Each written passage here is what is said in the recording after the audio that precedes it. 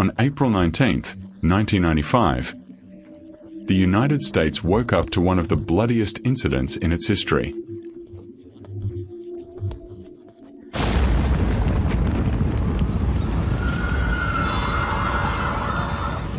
"168 people died that day due to a terrorist attack carried out by two right-wing individuals. They detonated a car bomb in a federal building in Oklahoma City. The case did not last long, and quickly those who carried out the operation were identified and the file was closed. But it was hiding a dark truth. In that period, there was an ordinary young man, neither a journalist nor a detective, nor a person searching for the truth. This young man's name was Ravi. Ravi spent his days documenting with a VHS camera, recording meaningless clips, capturing emptiness, filming a musical evening, hanging out with friends, laughter, and other things. Later, when Ravi was reviewing the recording tape, he noticed something that was not supposed to be there. While he was at work, the camera unintentionally recorded a conversation. A conversation between an executive officer at Monsanto Company and a director at DBR Company. A conversation that was not meant to be heard, because it indicated that whoever was behind the explosion that day was not who people thought. Back to the hotel that night and was listening to the footage, I realized I recorded a Monsanto exec joking with a DPR manager about a sick kid referring to it as the bug-eyed one. And sure, I like making fun of diseased kids as much as the next guy, but right after that, one of them basically admitted to fault, which, mind you, they aren't doing publicly at all. They said something along the lines of, well, hey, if we accidentally push out the entire county, you might just get that ranch you always wanted. What you are watching now is only the first part of a VHS tape that was found and uploaded to YouTube on September 13th, 2024, which means 29 years after the tape was recorded. And if you thought the conversation Ravi was talking about was serious, you were really not ready for what happened to him afterward.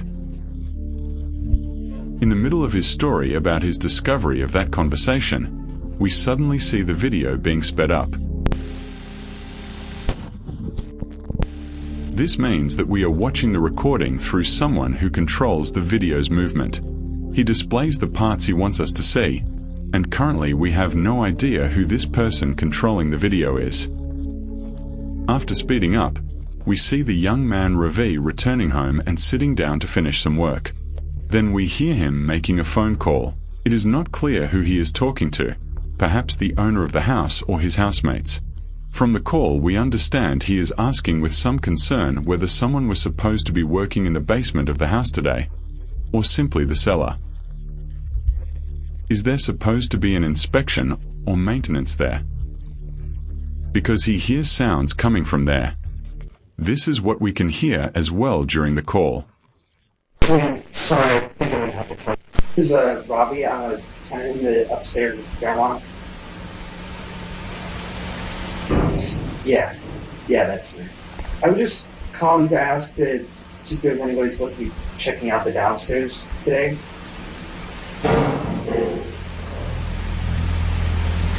Okay, so no maintenance or anything? Ravi immediately heads to check the cellar, thinking someone had broken in.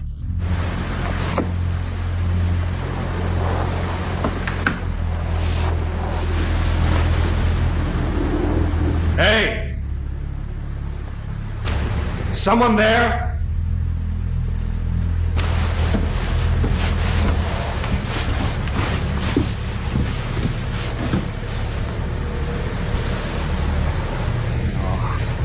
Fuck me. The glass door leading outside has been shattered. Shit.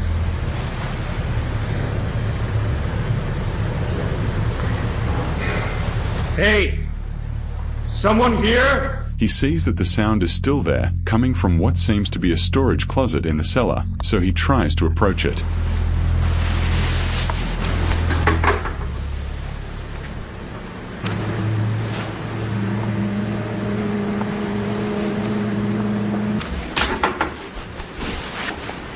Ravi finds nothing, so he decides to check from the other side.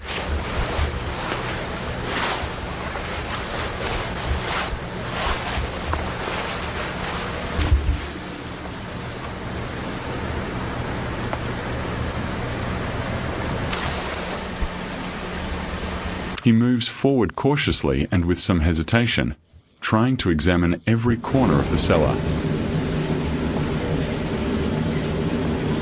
At one point, he hears a different sound, a strange noise that sounds like some kind of hiss.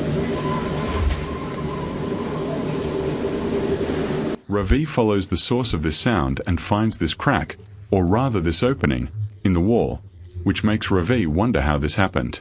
When he approaches it, he sees that it leads to a room that is not supposed to be here, and we see that at the end of it there appears to be a narrow passage emitting a yellowish or greenish glow.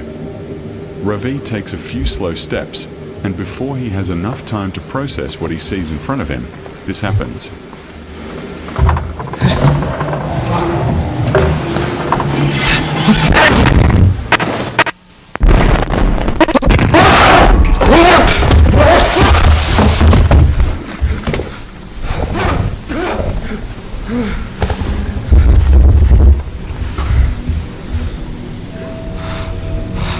Ravi breaks through reality and has most likely fallen into what are called the backrooms.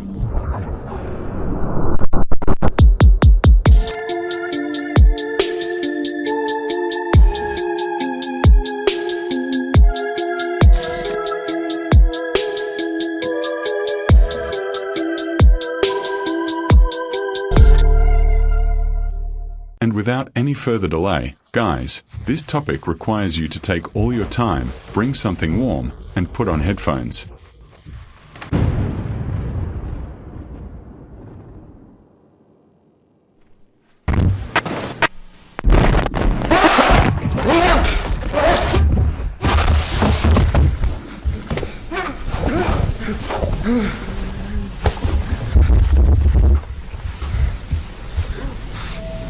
Ravi breaks through reality and finds himself in this place that looks like a spacious office room. We can hear soft music playing.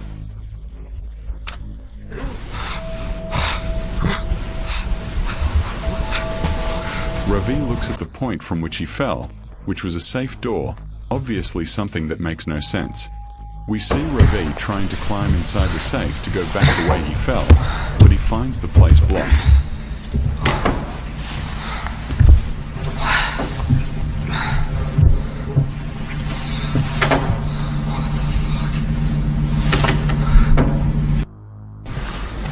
Ravi has no choice but to start wandering around the room he fell into and explore the place.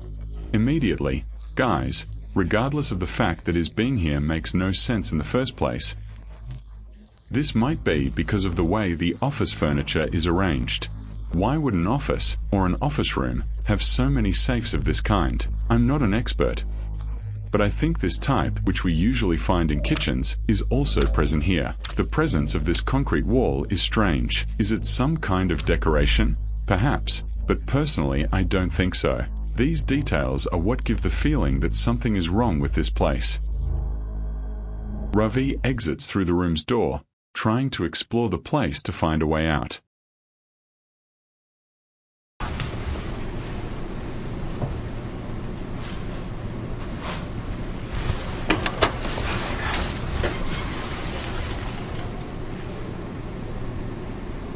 I don't understand. How is this even here?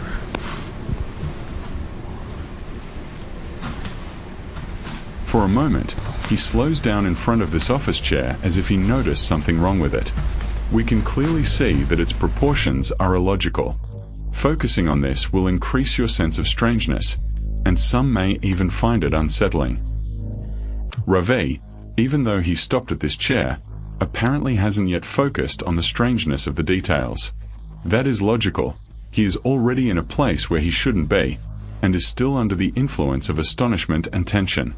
But things will change, because after only a few steps he will come across the first clearly illogical feature that he cannot miss.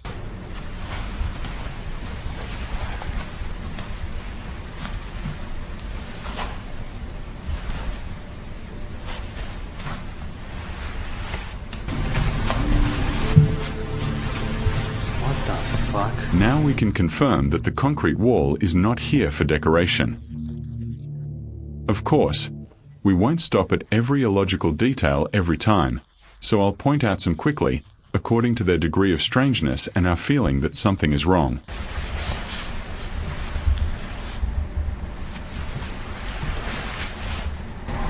Ravi finds a dark room and sees a strange narrow passage at the bottom of the wall.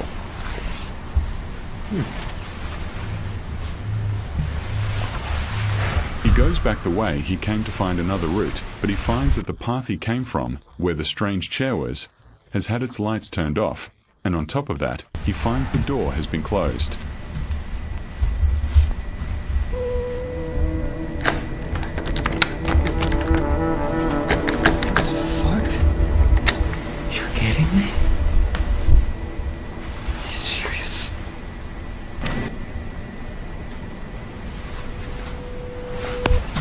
Ravi has no choice but to turn back, and while doing so,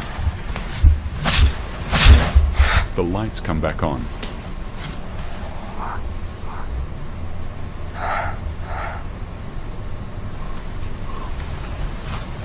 Ravi is puzzled by this but doesn't think much about it, and continues back to that dark room where the narrow passage is.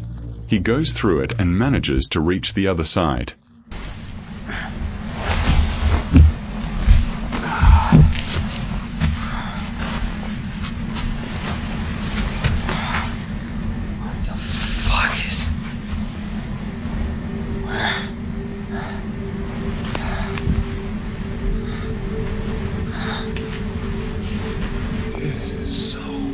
Immediately, Ravi is once again surprised by the shape and strangeness of the room he arrived in. We can see that there is a microwave placed in a gap in the wall. This confirms to us that there are kitchen elements present in a place with an office design.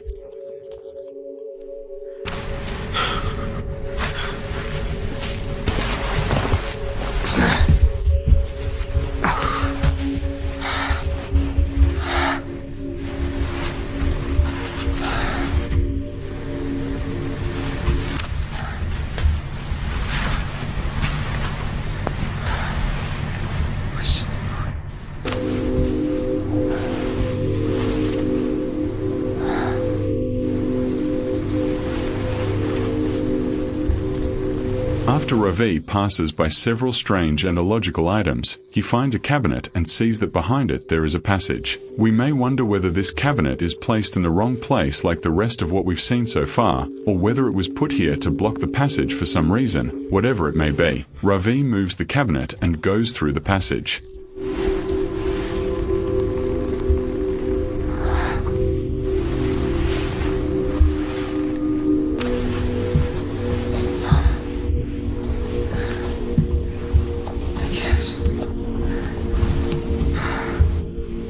When he reaches the other side of the passage, he sees a door on the right and another on the left.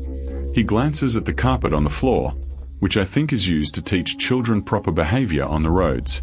Then he chooses the door on the right and proceeds through it. He finds himself in this spacious room that looks like a sofa showroom. As he moves forward, he sees a door with a sign above it indicating an exit, which gives Ravi some hope.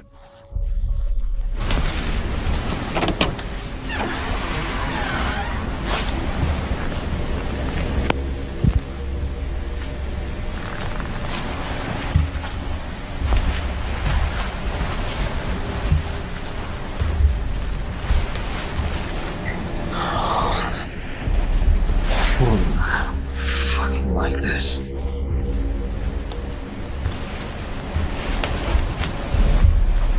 Instead of the exit, we clearly see that Ravi has entered a different area.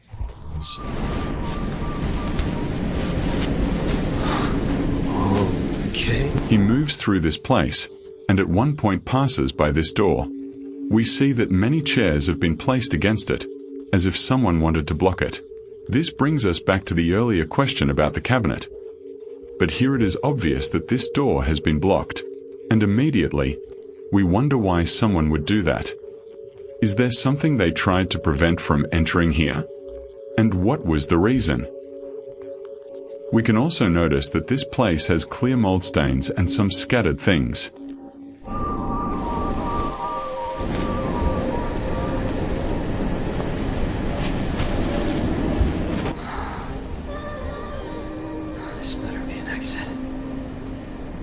Ravi reaches this room that looks different from the rest of the place. First, he smells a strange odor and sees that the place is somewhat damaged, with more traces of mold.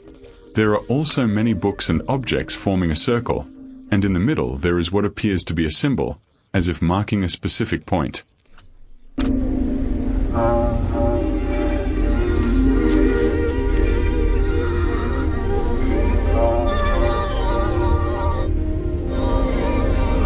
Moments later, he sees something in a dark corner that startles him. He cannot see or understand what he saw, because Ravi hears a sound that makes him point the camera toward its source.